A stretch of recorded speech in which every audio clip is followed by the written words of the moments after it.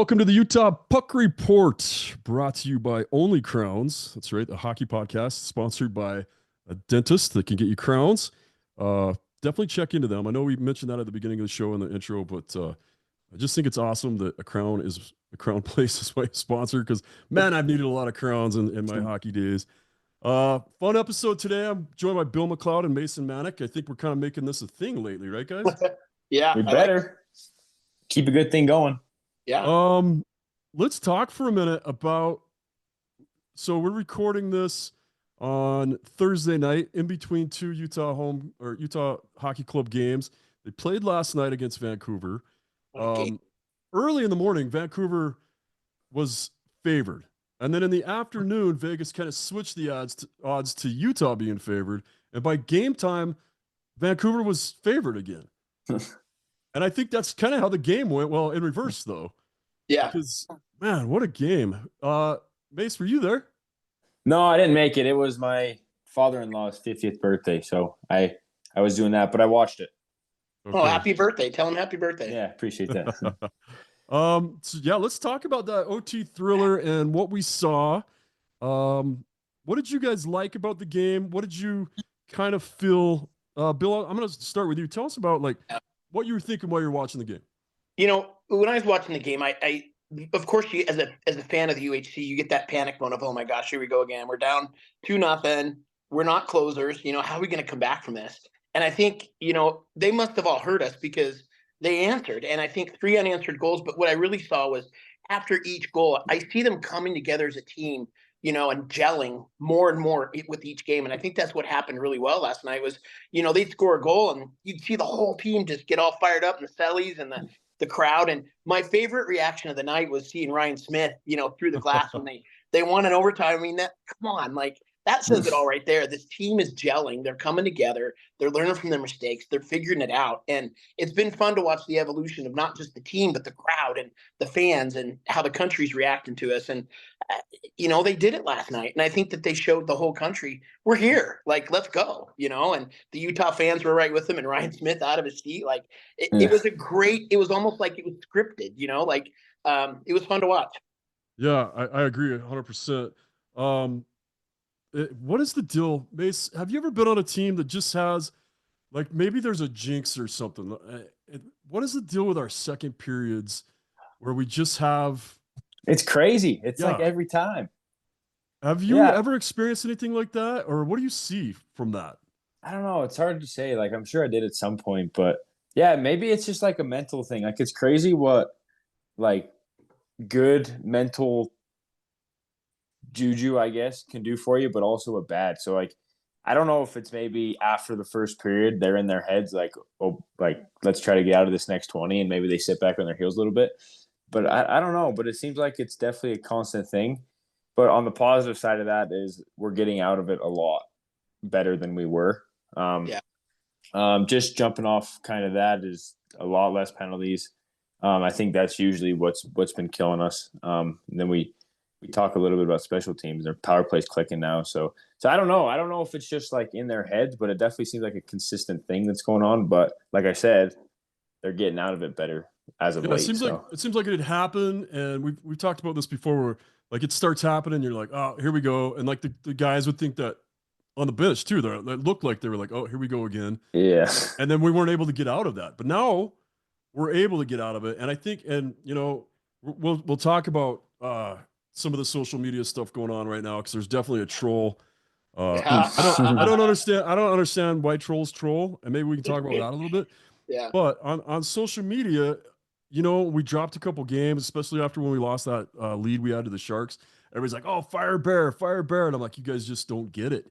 Yeah. And, maybe, and there's times where I think I get it and I don't get it, but we have a coach that we brought in to teach these guys and to help them grow as young men and as athletes.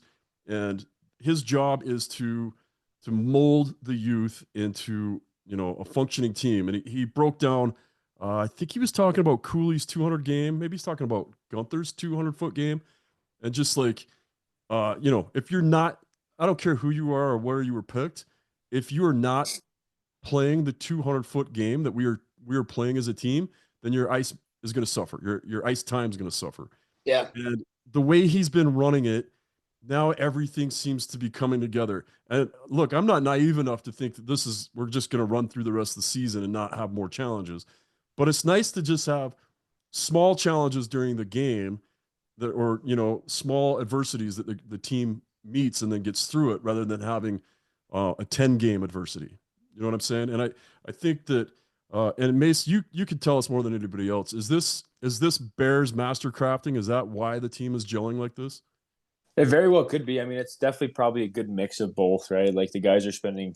I think we kind of maybe brought a point to it a couple episodes ago that they've been on a couple decently long road trips now. So I mean, that could help. But yeah, I mean, I've fully been a full believer that he's a player's coach, right? And he's one of those coaches that there's no BS in the middle. There's like he's not gonna tell you something that's not true. And as a player, you can't ask for anything more because I mean, I've played for some coaches that there's a lot of guesswork where it'll be like, hey, can I up my minutes? Like, what can I do to get better? And then it's like, oh, you're doing great. Don't worry about it. But then the door closes and that's not the case, right? So with what I see from Bear is that he's super upfront. There's no fluff with anything. He tells you how it is, and the players respect that at the end of the day. Like this is a super small snapshot, but I think he got his 100th win when they were in Buffalo, I believe. Yeah. And they posted a video of I think Keller giving him the puck, and you could just kind of see the guy's reaction to him getting that, and everybody being happy about that. And that's a huge testament to how your players feel about a coach. Yeah, it seems like the whole team, and this is what blew me away. And I've brought this up on a lot of episodes that when they talk about the Navy SEALs and how they get them to be such a high performing organization, is they put them through a lot of crap. They take them as a unit, like they put you individually through a bunch of crap, right? So that you learn what your limits are, and then they put you in a group and they put you in almost unwinnable situations, and then you find a way to come out of them together. And it seems like maybe all this drama that they went through in the past, because when they got here, they seemed to be a tight knit group. Yeah. And I know they're a team, but this is a tight knit group, like more so than I've seen on most teams. And I was lucky enough to be an NHL rep where I got to go into a lot of locker rooms, and I would go into some locker rooms and you could tell it wasn't a winning culture. And then you would go into some other locker rooms and you could tell that it definitely was. And I've always wondered what it was. And like a couple times I had players, I've talked about them before, Jamal and Jaden Eckett. Like I would take those guys any day because you put them in a locker room and they found a way to make that locker room more fun, and all the drills were more fun. And I don't know what the magic sauce is. Like, how do you get a team like that to have that winning attitude? And I think the age of the team too. They're one of the youngest teams in the NHL. A lot of them are fresh out of college or juniors, and I think they bring a lot of that young energy with them. And I think that's really contributing to their play right now. Like, they're bringing that to the crowd. They're bringing it to everything that they do. And I think a coach, if he can harness that, which it seems like he's finding a way to do, it can really help out in clutch parts of the game. Second period, when you're down, or especially now driving through the finish line, which they were having struggles with in the beginning. So, I think the age of the team is helping a lot with that. They've got that energy to give, and they haven't been around forever. And Keller, what an amazing captain he's been right now, and he's got that maturity, but I think he still has that energy of a young guy, So it's been enjoyable to watch for sure. So let's talk about that a little bit more. Let's talk about the growth of Keller as a leader. I kind of wondered at the beginning, because they notoriously didn't have a captain last year, and I wondered, okay, did they give Keller the C because he was the captain? He should have always been the captain. Did he earn it? Something different, preseason, or was it more because like this is a new uniform, new town, new team. Let's do it this way. But it seems like he really is that leader. I kind of watched him progress. I think I complained a few times about he comes in, he pulls up, and he looks to pass. Yeah. And now he's looking to shoot. He's scoring goals. Yeah. And Mace, you mentioned it. The power play's clicking, and I think that's why. I think our first two games, everybody's like, Dylan Gunther's the only threat. So, No, what do you think? Yeah, no, those are good points. With Keller, I mean, it's kind of like somewhat in a similar boat as Schmaltz, maybe not to like the extent of how Schmaltz had a tough time scoring, but with Keller, like he was just doing all the things right, I thought, but he wasn't producing quite on in the scoring perspective, I should say. But now you see him kind of blossom, and could that be comfortability with being the captain now that settling in? It definitely can, and like from a player's perspective, when you talk about just to kind of jump off what you said about them choosing him as the captain, is like for me when I was playing, I would say like some of my favorite captains was like because 70% of what they were like off the ice and how they brought a group together, and 30% about what they did on the ice. And so obviously we can't speak to the 70% because we're not in the locker room with them, but the 30% is he always shows up, man. Like he's always there. Like I haven't seen a lot of games where he's not involved. So yeah, I mean that's a huge testament to him, because I mean he's a young captain, and the way he plays is a super skilled game. And as a captain, sometimes that's I feel like this probably isn't 100% true, but like a lot of captains kind of have that chip on their shoulder, maybe play a little bit on the rougher side where he has a pretty much all skill game, but I mean he makes it work good. 11 goals, 19 assists for 30 points in 31 games for Clayton Yeah. Keller.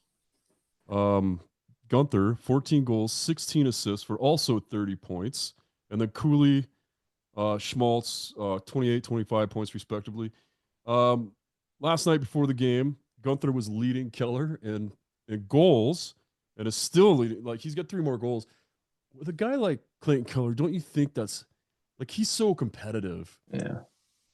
But he's the guy, he's the disher, right? But don't you think he also wants to be leading in goals? I think it says a lot about his personality. He's not a selfish guy. He's grown up being that leader, and he's grown up like with goals inside. I mean, I love the story of the stickies on his this closet door from his dad. Put your goals on a sticky and do it. And I think his goal right now with this team, and you can see it and you can feel it, is yeah, he wants to score those goals, but I really see him wanting to make the other members of the team better too. And I think that's what he's doing right now. Is maybe that's part of the recipe is. He's feeding these guys and getting them goals, and guess what? It still makes them better players. It makes them a better team. It makes them deeper on the. He's almost like Gretzky backwards. Gretzky ending in his career ending. He was the guy that dished it to everybody. Yep. But it still showed leadership, and it showed a lot of unselfish play on his part. And I think Keller's kind of amplifying that a little bit right now. Yeah, 100%. And I think that really does speak highly of his leadership. And he at the beginning of the year, he definitely was a disher. And so maybe that's just always what he does. But I just see him being so competitive that I see him, and he'll probably be the leading point guy because he'll just keep dishing to everybody else and keep getting assists. 31 games in, and at the beginning of the year, I kind of knew I'd watched a few Coyotes games. I knew some of these guys. I remember watching Cooley and Gunther and those guys in the World Juniors. Yeah. World Juniors is something we need to talk about too. Oh, Not, yeah. not this episode. We'll talk about it next episode because I'm writing an article right now, kind of explaining World Juniors to a lot of the KSL readers, just because a lot of people don't know what it is. But anyway, it was fun watching all those. There's players. actually a player from the Utah Outliers right now representing at World Junior, so that's kind of an amazing thing. Yeah. Amazing. So yeah, we'll just do a whole episode on that. But talking about like looking at this and when players were coming in, and I was like, like who am I gonna like to watch? Obviously, I always watch goaltenders, and I really like Veggie was my guy because he wears Brian's and I wear Brian's, and so we just kind of figured it. But and Mace, we'll start with you. Did you think you would have a favorite player on the team? Who was it at the beginning of the year, and who is it now? Oh, it's so hard. I don't know if I can narrow down to one, but I will say, Give me your top 2. okay, I'll tell you at the beginning of the year after that preseason game when LA came here, Michelli was electric. Like that game, I remember texting my dad, being like, "Dude, this Michelli guy's legit." So he was on my radar early. Now, top 2, Kesselring has jumped out at me big time. We watched him last year too, and he was good. He didn't. I wouldn't say he like stood out to me. And keep in mind this is like one game I watched because we get blackout from Arizona, so I couldn't watch any of them. But yeah, he's been awesome. Like just like kind of taking the bull by the horns, like taking advantage of every opportunity he's in. So I've really enjoyed watching him, and I'd say Jack McBain. He's been awesome, super glue guy. Last night, actually, I was gonna bring this up, but like the first shift of the game, if you watch his first shift, like I think he had 3 hits, like in on the forecheck, like setting the tone big time.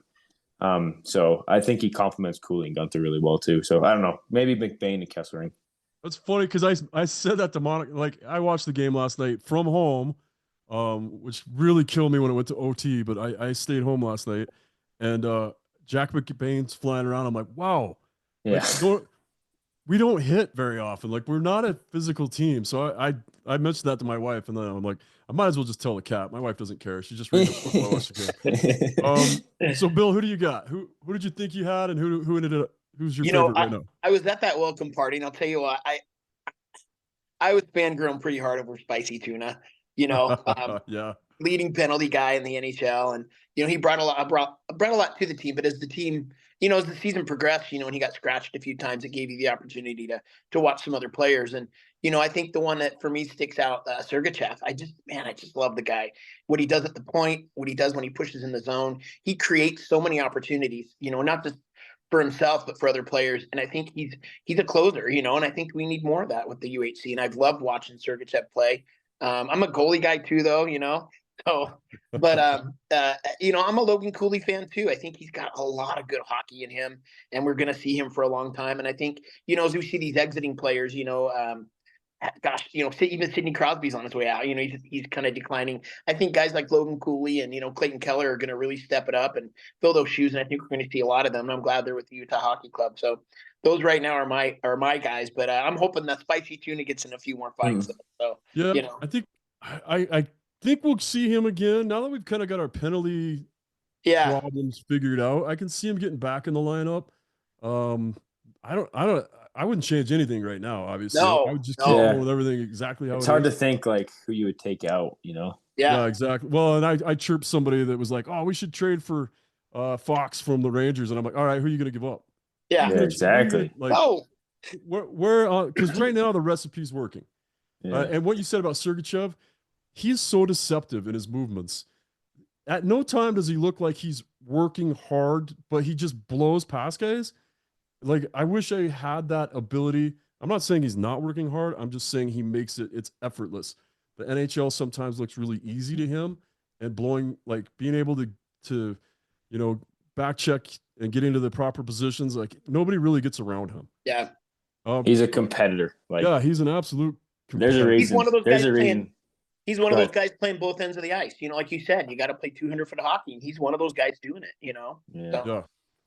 So for me, it's funny at the beginning of the year, I thought I was going to really, my favorite player was going to be Dursey.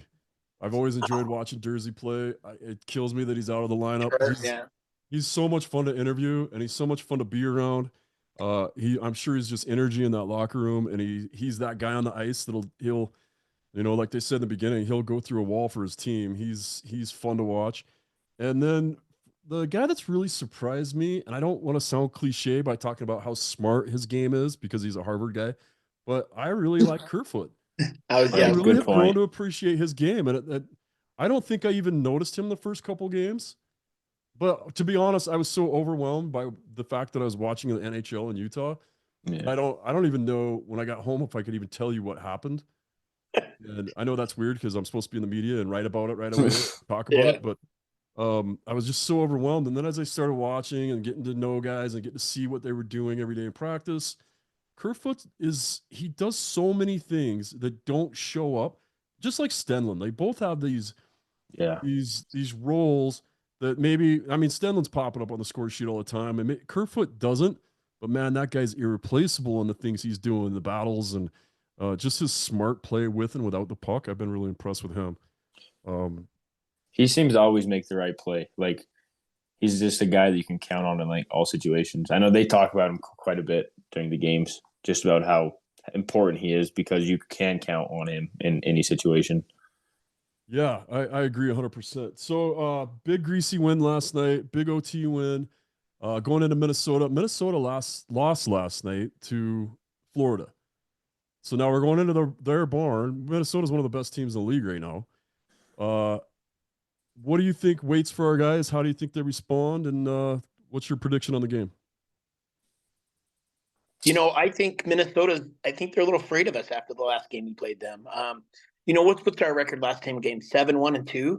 Yeah. They're going up against one of the best NHL teams right now. And I know I'm saying that and it sounds kind of conceited and I'm, a little biased, but I'll tell you what, the numbers say it all. Like Utah's finding a way to beat the big teams, the little teams on the road, and they're scary on the road right now. And I think Minnesota should be worried. I think they're, like you said earlier, they're gelling right now. And it's like, what are you going to do? And so I think they're going to just, go out and do what they do and hopefully recover from a loss. But I like Utah. I like the Utah's chances. I agree. You'd like to think that the way that the Minnesota game went at home, that there'd be a little bit of a chip on our shoulder, just because we were up with 40 seconds left, and then we ended up losing a shootout. So you'd like to think that obviously the guys didn't forget about that, and then like when you're hot, you're hot. Like the guys are playing well, they're producing, the results are happening. So the combination of those two, I like to agree. I like to think that they have a good chance. What's the final score, Mason? Oh man, I haven't got one of these right yet. Nobody ever does, so it's okay. I don't know if you ever watch any other sports shows. Nobody ever gets it right. Let's go 3-1 Utah with an empty net. Wow, nice. Bill? I'm going to go 4-3 in overtime. Nice. Wow, Utah. 4-3 overtime. All right. I was going to say 3-2 Utah. Straight up, no OT. Okay. Which I shouldn't say because it feels like at this point we just always go to overtime. Yeah. If it's like it was last night, then I'm all for it, except for it gives you a heart attack. But I know. like as a hockey fan, are you kidding me? That was crazy. Oh man, I was just out of my mind. And I've told you guys this before. They told the NHL comes out with these rules. They gave me these rules, and they're like, hey, okay, you're part of the media. You can sit up here in the media area, but you're not allowed to wear Utah Hockey Club stuff, and you're not allowed to cheer for your team. And I'm like, are you kidding me? Because like every time I watch this team, I like the Grinch thing where your heart grows a little bit more. Yeah. Like I start to love them more. What an analogy. Yeah, I'm gonna be that super fan that's like my whole basement's gonna be like a Utah Hockey Club rec room or whatever. I've never had fandom like that. I've never had a team and I thought I did because I always liked, when Trevor was with the Kings, I always really liked watching that. And I tried to not miss a game, but I didn't always know when they were. I know exactly when every Utah home game is or road game. And I'm just a nut. So if you think I'm not going to cheer when they score or win, and if you don't think my neighbors and Sandy heard me last night when we hit that one in OT. As a former Grizz, we got to talk a little bit about. Did we talk since I got almost put in? Did we have an episode since then? Yeah, we got. Right after. Almost. Well, I just like to bring that up a lot. You're still salty about it. You can tell. Yeah, I just like to bring it up. Yeah. No, I'm kind of glad because I started thinking about it. And I think I told you guys, like I felt great in warmups or in the morning skate, and then in warmups I didn't feel great. Like I wasn't touching any pucks. I was trying really hard to catch them when I couldn't. So when I got put in, I'm like, oh, this isn't gonna go well. And it's probably in the third period or something too. After 9 minutes, we had a 6-goal lead. 9 minutes left in the third, and that's when I would have got put in. And I'm like, I might be able to protect a 6-goal lead if they only give up 5 shots. Yeah. Like I said, the first shot they took, that Kansas City goalie just saved it, no big deal. And I'm like, I'd still be looking for that thing. Like it was freaking laser. Grizzlies are struggling. Yeah. And if you get online again there's some like sincere people, and then there's people that just don't get it. But everybody's fired. Everybody wants Kanasowicz fired. Everybody wants, not everybody, certain people want Kanasowicz fired or the whole management team. And we need to make changes right now. They've never had a losing streak like this, but last night they go down 4-0 to Lake Tahoe, who's a good team. And they managed to come back and tie it 6-6 and go to OT and lose. Does getting back, does that give you enough momentum to right the ship? The fact that you fought back, you scored 6, or the fact that you still lost at OT, does that just make you think we're still just stuck here? I think a point's a point, and I think you build off of that. You know, when you're doing so bad and you're losing so many games, you look for anything you can to hold on to take into the next game. You know, a good fight, you know, a good come from behind like this. And even though they lost in overtime, I think it's still a positive note to, you know, they proved to themselves we can do this. And sometimes you just need to put that in front of yourselves to say, hey, you know what? It's time. Like, look at what we did tonight. Let's build off of it and let's take it into the next game. And I think hopefully it's a turning point for the Grizzlies. I really hope so. It's been sad watching them go through this. Yeah, it's been tough.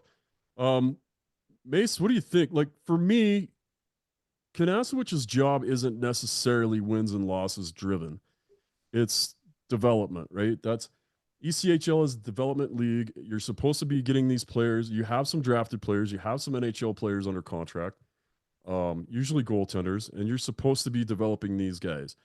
And we've talked about it, like the beginning day roster compared to what they had last week.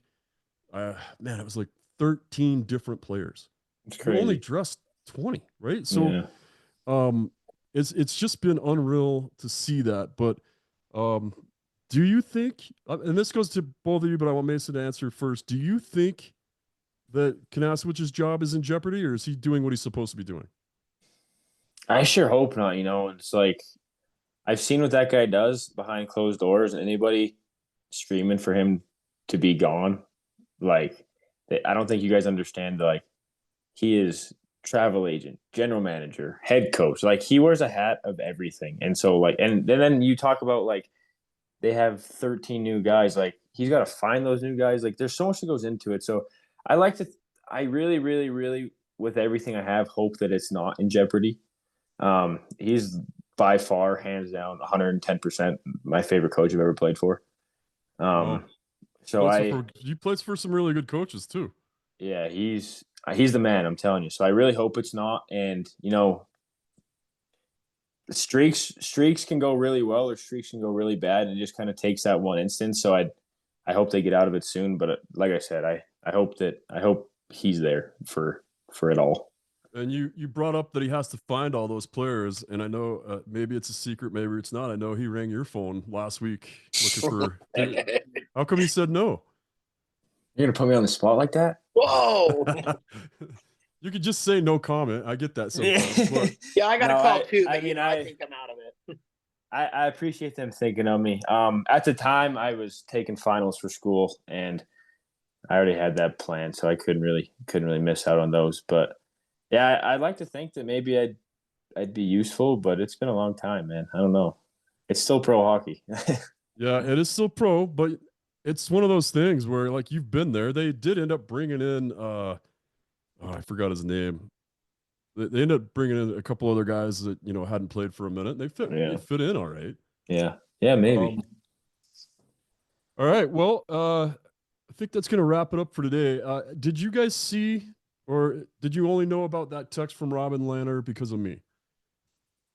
Yeah, I didn't. I had no idea. I didn't know about it. Okay. Well, so coming up next is first off, I'm going to thank you guys.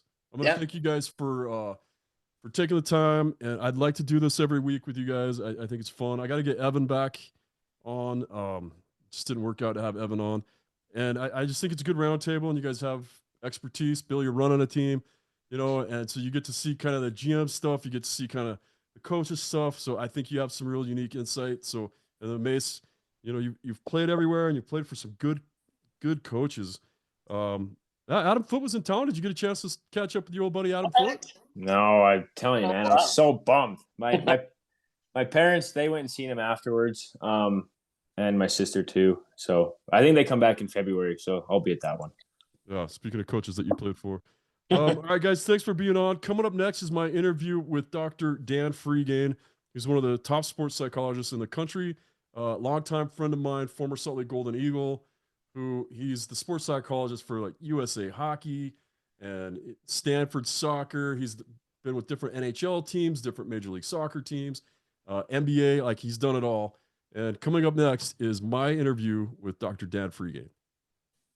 Never had silence, and my brain is now fully broken that there is no return. The chaos never stopped, and the fantasy and delusion that I prayed was a nightmare, unfortunately, is a reality. That is a tweet from NHL goaltender. I guess I now have to say former NHL goaltender, Vegas Golden Knights goalie Robin Lehner. I read that tweet and it shocked me and kind of made me sad to my core. And I have, we do such a good job on this podcast of keeping things positive, and we just talk about the good things of hockey. But if I look back to when we first started, we're almost on our 500th episode. When I first started, I had my good friend Dan Freigang, who is one of the top sports psychologists in the world. Is it all right if I say world? Oh, yeah, that's fine. I like it. Maybe I'll get paid more. Yeah, it's my podcast. I can say what I want, right? So a good friend of mine, a sports psychologist, Dan Freigang. Dan, tell us a little bit about what you do, and then we'll get into maybe not even talking about let's not talk about Robin, but let's just talk about the general pressure of not just pro athletes, but athletes. So Yeah. just if you could quickly kind of reintroduce yourself and your qualifications. Oh, well, I'm Dr. Dan, the mental man. I'm a psychologist by training, but I'm your friend and I've known you a long time. So it's good to see you. The topic, like the tweet, and this is social media, and it has an effect on us, and it has a huge effect on our teenagers and our little ones. And so when we go through sports challenges us. It's meant to make us stronger. And, we learn to get into social roles and face things. And there is this idea that, a hockey player is indestructible and can't show emotion or fear. And that's an old, outdated idea because we're human beings and we need to think about our experience and say, what are we good at, and ask for help. And, typically men, and certainly in this culture, they don't teach you that very much. And there's Robin, and he's a fabulous athlete. He's one of the top athletes in the world. And he's all this, and there he is in darkness. And if you read that quote, and it hurt you, didn't it, Jay? Yeah. Yeah. That could be your grandson. It could be a little boy or a little girl that goes out to the oval or is up in Logan and he wants to do well and she feels this. And we have to be aware in our culture that we're teaching people how to manage themselves, not just can you stick handle? Did you get a goal? Those are outcomes. Very few of our kids will play pro. That's not the ultimate goal. So what Robin's doing for us is it's good in a way. It says, look, you can be on the basketball team, you can be a drama student, but if you're a hockey player, you have to learn. Say, well, what just happened? Who are my friends? And we learn about our bodies and learn how to train, but we also learn about our culture. Is this a culture that I'm part of that helps me? And then you learn about the psychology. So culture, Jay, it's sociology. And we are profoundly affected by the groups that we're in. It affects our psychology, our development of self. Those two things aren't separate. And so it means that, if you're on a hockey team, then there's little core values that a coach or has to, teach people. Oh, we tell the truth, we try hard, we support each other. Well, goodness gracious, there's a lot inside of those three little words that will affect development.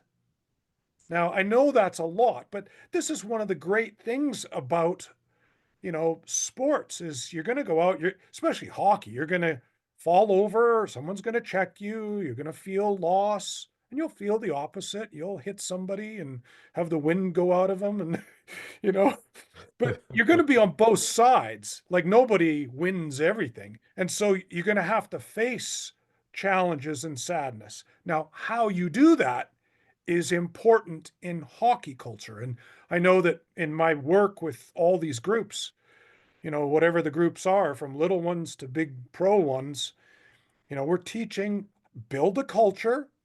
So you measure against yourself, resiliency, But we also teach the coaches, say, look, some groups need help. Coaching a 10-year-old boy or girl, they're not half of a 20-year-old. They're a completely different person. They need different things. So, there is change in the cultures itself. Like, there's Robin, and it's 2024. So when I came to Utah 1989 with the Golden Eagles, nobody in that locker room would say, I don't feel good. I feel vulnerable. I, I, uh, something's wrong. Nobody would say that. Right. Nobody. There was great athletes in that group. Now, it's changed, and that's the important thing, is our culture, and they've all changed. Like, if you were to think about it, Jay, and this is for everybody listening, I'm 66. And so when I was growing up and playing, and I'm from Alberta, and so I played football and hockey and all that kind of, I grew up with a horse and a saddle and all that kind of stuff. And so I had my little subculture. Nobody ever complained. Nobody drank water. Yeah, you know, that's true. Yeah. no, I mean, people were smoking cigarettes, and well, even cigarettes. Oh, it makes you look this way, and it's good for you, and you know, even Yeah. it's quite funny. Our hockey group, if they're listening to this, they may know this or they may not. But a lot of NHLers would have a smoke in the middle of between periods because they thought it was good for them. And the doctors of the day would say, yes, it's good for. Well, that's preposterous. It hurts people. And we've moved away from it. Now, there's other examples. Sugar in our food. We've moved away from that. Alcohol. And here's where, if you're in a hockey culture, you know, alcohol's kind of accepted, and it's going to change. With a lot of the high priced, high stakes athletes, they're saying, okay, maybe I better challenge this and not do what has been done before. Yeah, I think you're starting to see that now. Like, it's getting kind of talked about more that these athletes. I'm trying to think of Johnny Taves.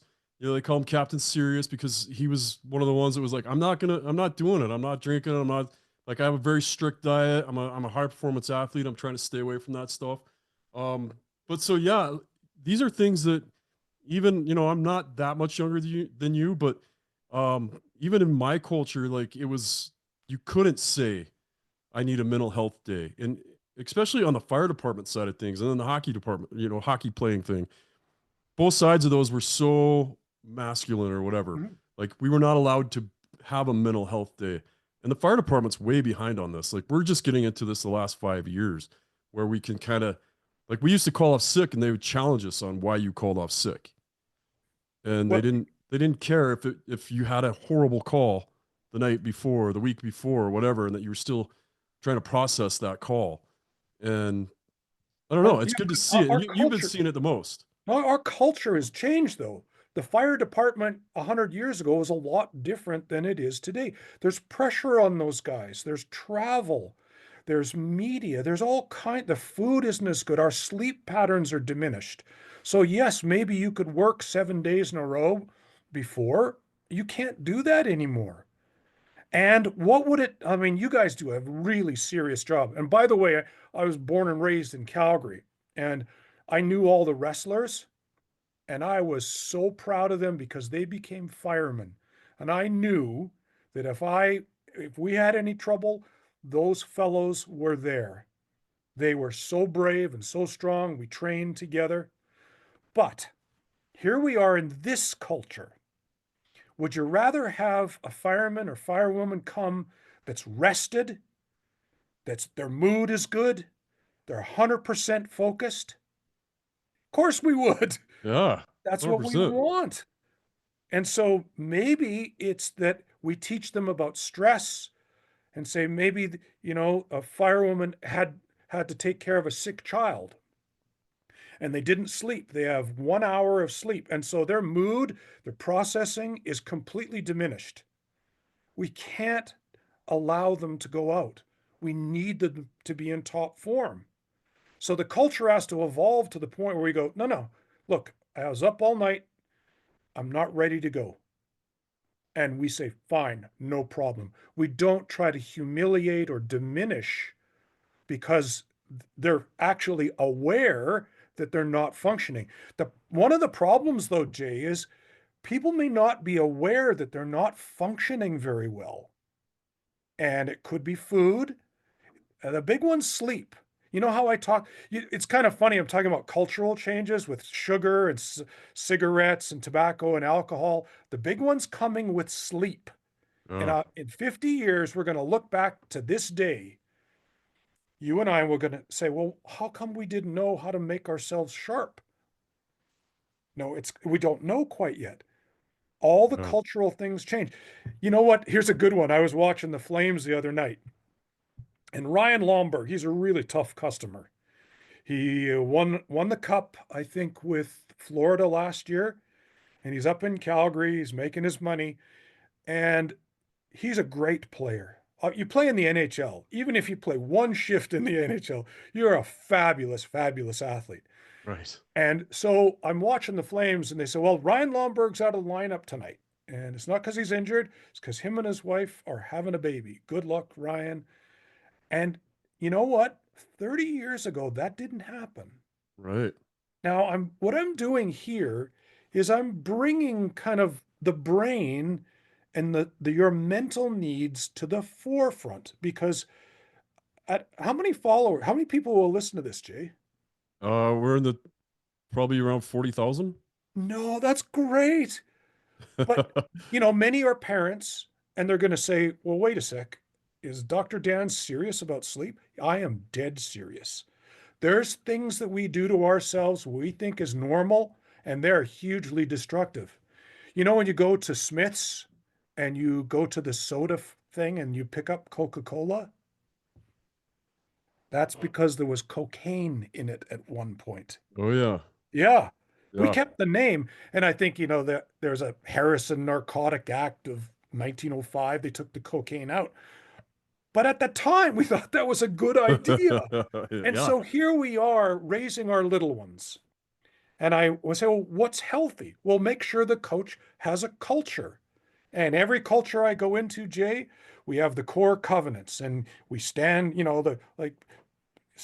be together, tell the truth, work hard for each other. And there's our sociology that allows us to build strong people.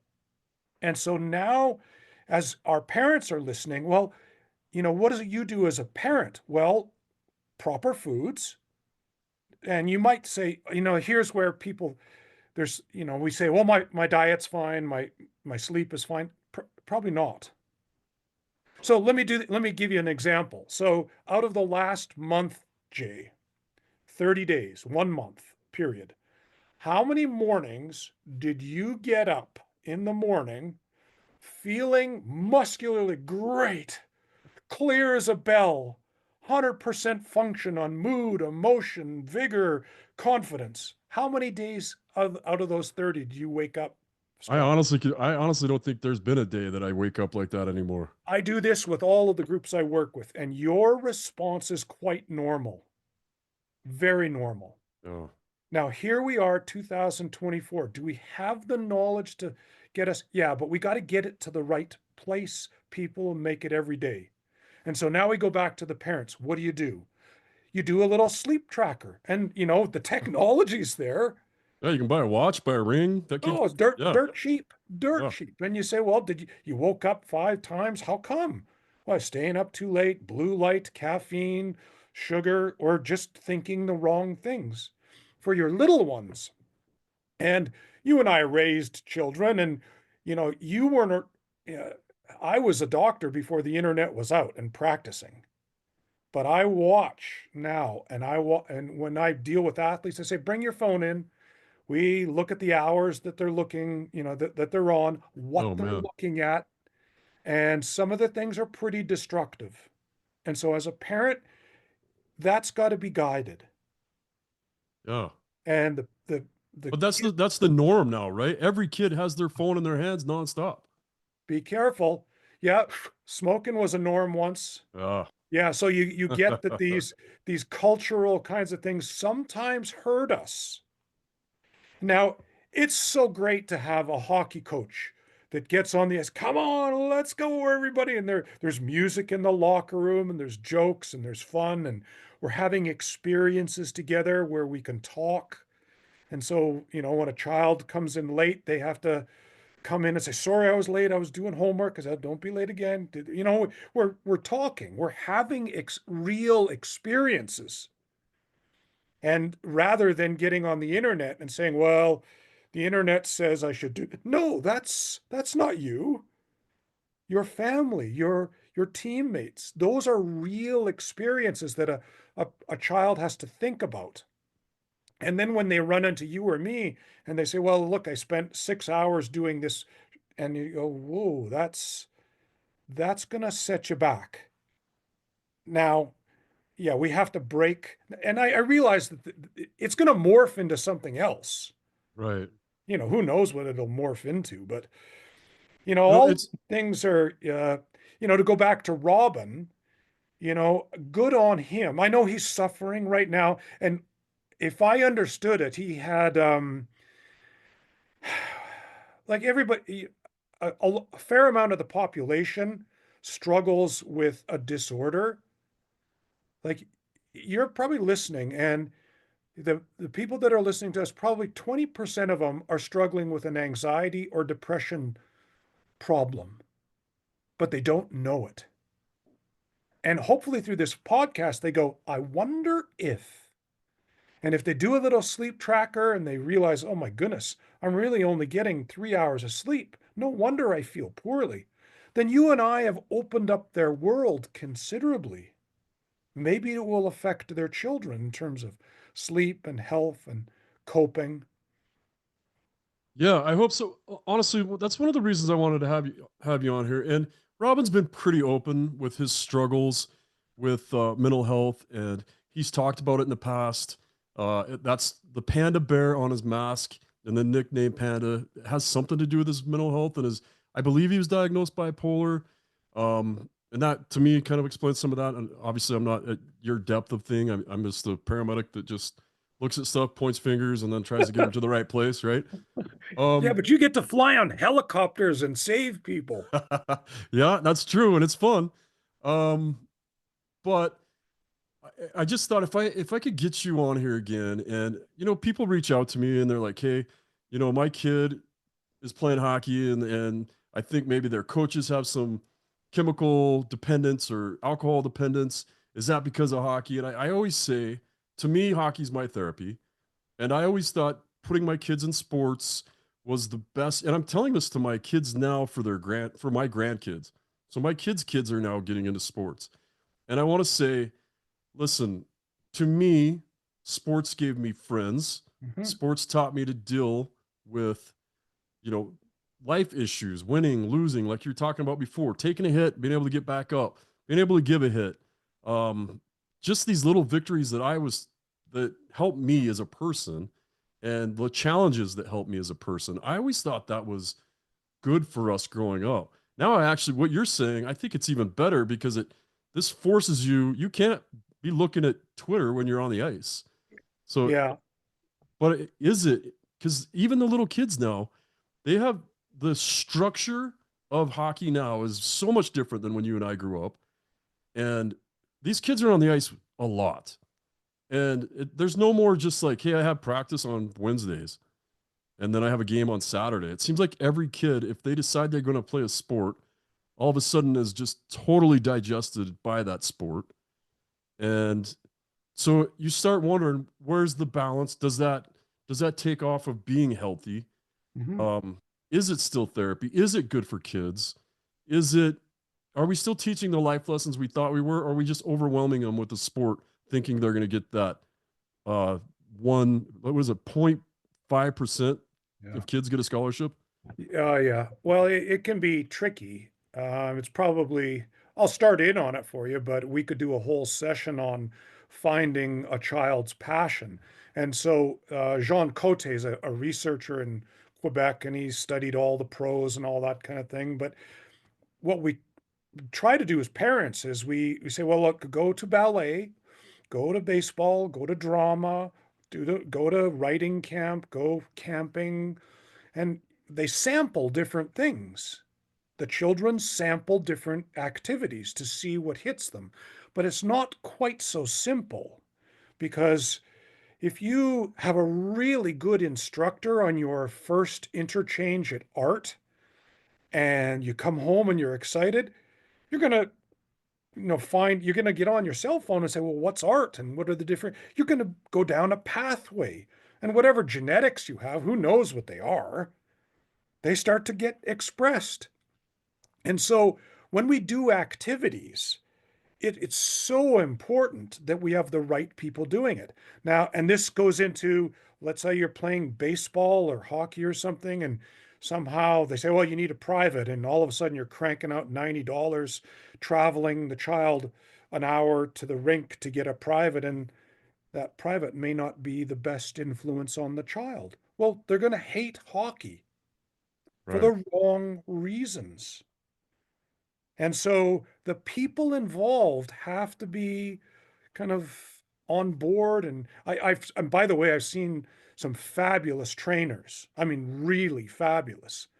And they can be fun and develop competency and actually teach some of the coping skills. That might be something that you and I could talk about later, because the coping skills you teach a child are interesting, because they're not fully developed. Their sense of self is not fully developed, and they might think losing a game is the end of the world, and they cry. Why do they cry? Well, no, we teach them not to cry. You just lost a game, nothing bad happened.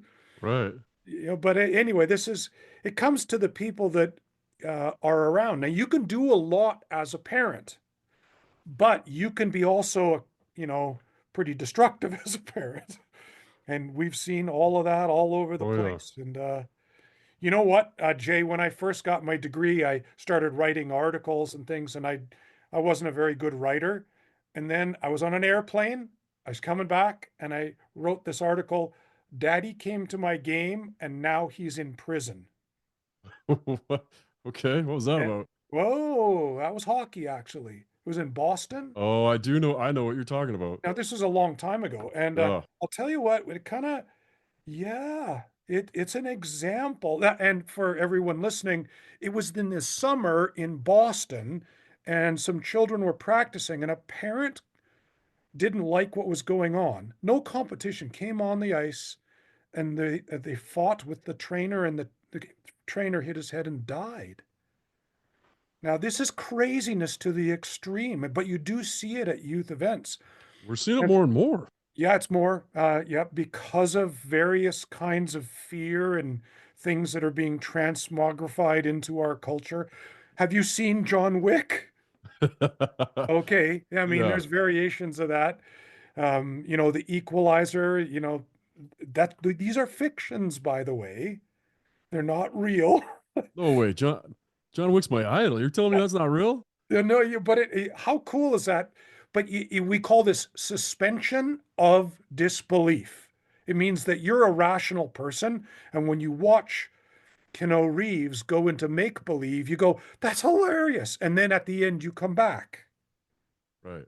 Okay, so this is modeling for adults, and so and now I'm getting a little bit ahead of myself, but if you're going to be a parent and you want your child to do well, there's certain things that you model, because they will adapt your behaviors. And certainly this is what the great coaches, instructors do. And, I helped write the curriculum for USA Hockey, and boy, did I catch an earful when we were talking about developmental stages and small-sided games.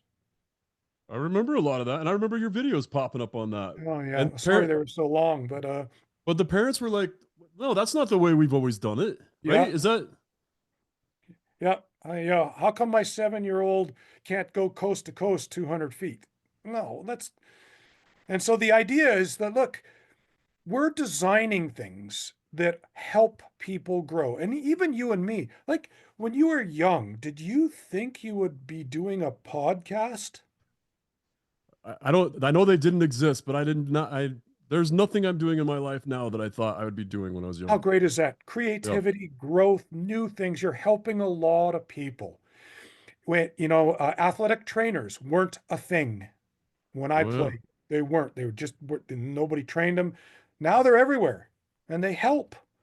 You can, there's all kinds of, nutritional things, sleep things, medical things. And now we're talking about mental health. And certainly, like if you were to take a look at your elbow, and I was trying to think, any hockey player, if you take a look at their shins, even when they're retired, or their teeth, their elbows, it's all broken up. But we go and we get patched up, and the same thing has to happen to your brain, your consciousness. There's certain things you go, okay, I'm not going to do that anymore. There's a strategy that works uniquely for me that's going to help me grow. And so, yes, we take care of it. We wear pads. There are certain moves we don't do. We protect ourselves. We don't put our head down, that kind of thing. Well, there's certain things that you do that I teach. And, in this world, now we have knowledge on how to help people be happy and confident and strong. Do you think every team in the NHL has a sports psychologist now? Because I remember you used to be, and I don't know who you still work for, but I know there was a time when it's like, uh, Dan Freigang is our sports psychologist, Team USA, team Yeah. uh, Stanford Soccer. Like you are everybody's. Does everybody have their own now? I wouldn't say everybody. It depends on the group, but certainly, and this is the great thing about what Robin is doing, is, he's saying, look, I was really hurt. And, obviously, he had other things going on, and he had concussions, and was living in an alcohol kind of world. Now, by the way, I don't know Robin, so I can't comment directly, but I'll tell you what, they call this comorbidity. Oh When, yeah. yeah, when you have a couple things going, if you have multiple concussions and you think you're okay by having a couple of beers and being sleep deprived and then being away from your family, no, no, no. If you have a predisposition to go into anxiety or whatever it is, no, that's really reckless and it's really dangerous. And so what he's doing, he's saying it's okay to say no. And he's doing it for all other people that said, look, investigate my sleep. And by the way, the football players that play for the Calgary Stampeders, the greatest team ever. All Okay. right. Okay. No, but no, the NFL guys and the college guys, the thing that's going on there is that it's like a car crash. Every time one of those hits occur and you hear that crack, and what you're finding is these multiple kind of traumas to the head. By the time an ex-player has had them all and they're 45, they're really suffering. You know, that CTE. Yeah. Now we're stopping that. Okay, you can't spear. We teach different techniques, little chip in the helmet. I was with the team in Germany, Jay, and we were driving, and the bus driver, he pulls over to the side, and I go, "What's going on?" And he goes, "I've already driven 3 hours. I need to rest." It's the law. Now, Wow. no, I think that's actually coming.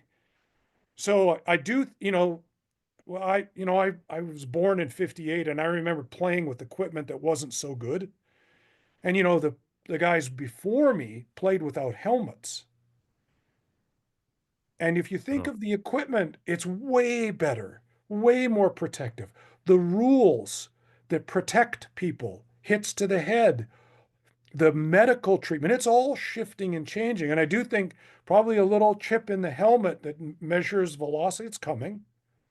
It's not my area, but all these things are there to help people find the best version of themselves. Yeah, no, I think you and I could talk for. I think we need to make a little bit of a series with you, and maybe like we were talking about next, maybe you and I can have another half hour on just talking about uh, ways to deal with stuff, teaching kids how to handle situations or the coping mechanisms. Maybe that could be our next episode. Would you be willing to come back a couple times and Oh, help for us you, out? Jay, I'd be happy to come and help you. Yeah, well, you should talk to your constituents or whatever it is you do. I'm pretty private. I stay off of social media, but you can ask, what would your constituents like to hear about? Would they like to hear about how to teach kids to be mentally resilient? That's teaching coping skills, or maybe how to be a positive modeling for parenting, how to defeat the vampire. So I don't really sound like a qualified doctor, but kids like to hear, are vampires real? And what I'm referring to is anxiety and fear. Oh, okay. So, no, no, ask around. We can do it. I'm knocking social media, but here we are over Zoom.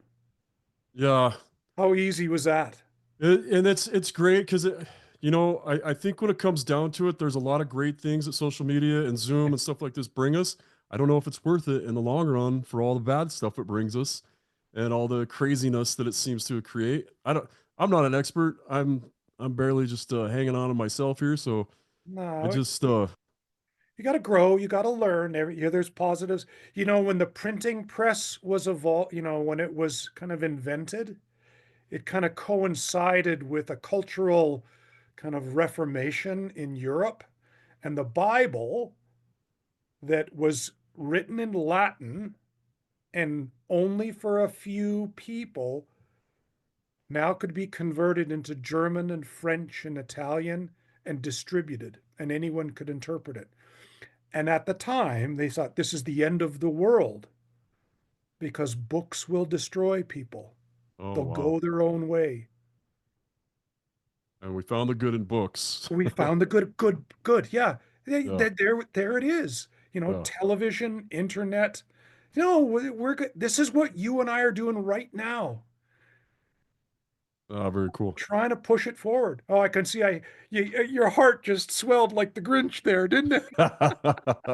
uh, Yeah, I like it. I mean, I like it, and I want to think that I'm helping. I think I've dedicated my life to try to help people, and I'd like to think that that's what this podcast is about. It's like having fun and helping and telling stories. I think telling stories helps people because you identify with different parts of different people's Yeah, stories and their history and you see how they got through it or didn't get through it or the mistakes they made, where that matches up with you, and how can you take that to make your life better. I there think we, that's a lot of what storytelling's for. yeah, there we go. All right, Dano, I appreciate your time. I say, give me a couple weeks. I'll put out some fillers, and we'll see what my audience wants to hear, and we'll go for that. Okay. Thanks for joining us for another episode of the Utah Puck Report. Please like and subscribe wherever you get your podcast. Rate us, leave us feedback, let us know what you want us to do better. Big thanks to our sponsors, Only Crowns. Love having a dentist sponsor for the hockey podcast. Check them out at onlycrowns.com. Thanks to KSL Sports, the Utah Hockey Club, Madison Miller, and Tegan Stevens for producing. And thanks to the American Hitmen for that awesome intro song. We'll see you next week.